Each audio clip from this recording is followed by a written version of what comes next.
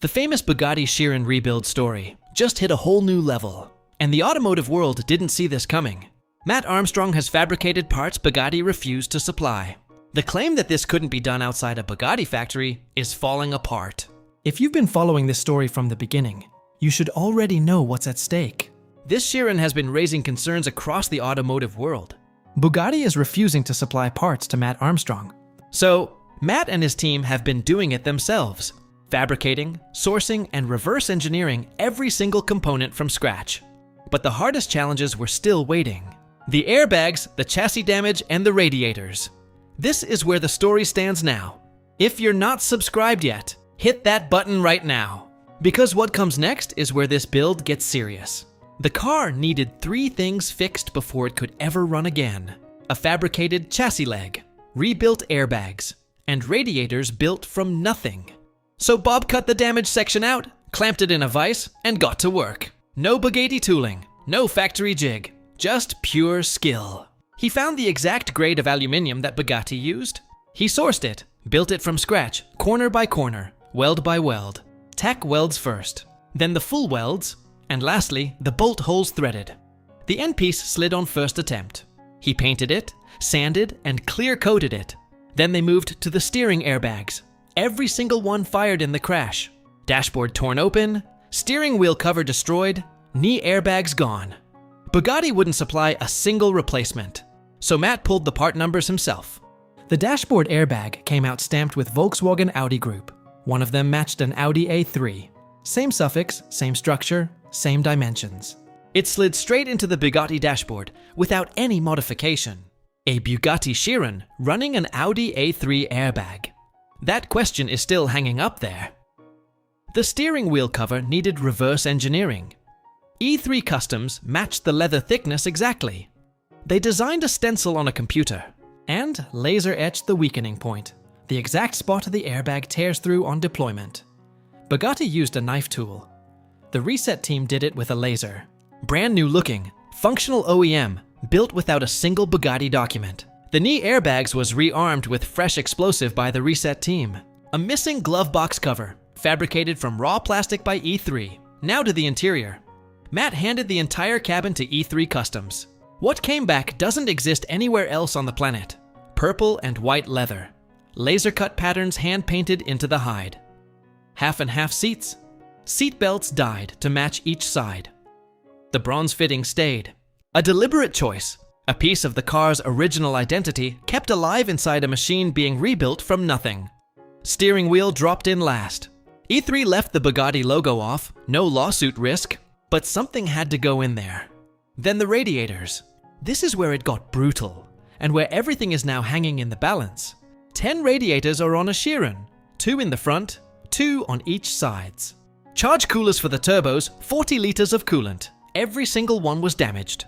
Bob took the wrecked originals to a core supplier, found units that matched, took them back to the machine shop, cut the fittings, machined brackets, fabricated hose connections, built Bugatti radiators from scratch, damaged reference parts, guessed mounting points where nothing was left to measure.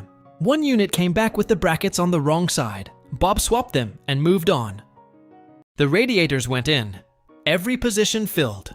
One by one, they started locking the system together.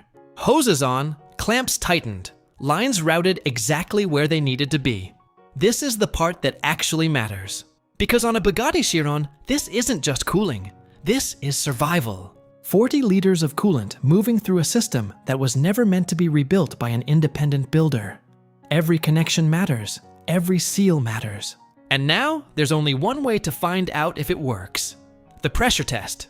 Tool goes into the expansion tank, locked in, sealed. Air starts going in, slowly, controlled. Pressure climbing. At first, everything looks good. No movement, no drops, no visible leaks. This is the moment where you start thinking, maybe it actually worked. Pressure keeps building, and it makes the kind of sound that immediately tells you something isn't right. Air escaping, water escaping, and then you see bubbles rising through the core, from inside the radiator itself. And that's when it hits. It's in the actual core of the rad. It's not something you tighten and reseal.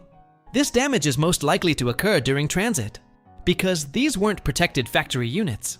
They were built, moved, handled, and repositioned. And at some point, one of them took a hit, and no one saw it. But now, everything is finally together.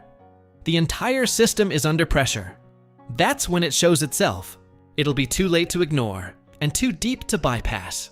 This is the moment everything hangs on. Not the full system anymore. Not all 10 radiators. One core weak point, one weld, one fix, one chance left to bring this entire system back. Because without it, nothing else moves forward. No running engine, no next stage, just a full stop. Let's step back for a second and look at what this episode actually built.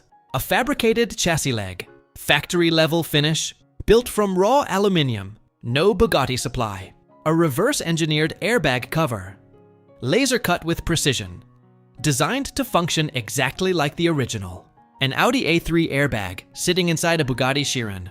And that question still remains, not whether it fits, but whether it performs exactly the same when it matters. A one-of-one custom interior. Unlike anything that ever left Molsheim, every single part of this car was touched, rebuilt, recreated. And now, after everything that's been figured out, it comes down to this. One weld on one radiator core. That's the gap between this car and running to temperature. Because once that system holds pressure, everything changes. The cooling system becomes complete, and that unlocks the next stage. Engine start, heat cycles, real testing, and that's where this build stops being a project and starts becoming a running car again. Bugatti said only a few places in the world could handle this. But right now, Bob is handling it with what's available, his skill and his experience, and the ability to solve problems without a manual. And that's what makes this moment different. Because this isn't just about fixing a leak. It's about proving whether everything done up to this point actually holds together. So now, all eyes go to that one repair. Because if Bob gets that weld right, in the next video, this car runs to temperature. But right now, this is the closest it has ever been. And the next step is not a small feat. When that W16 finally holds pressure and reaches temperature, that won't just be another update. That will be one of the biggest moments the automotive YouTube has ever seen. If you're not subscribed yet, do it now and share this video. Because the next time you see this car, it might not be sitting still anymore.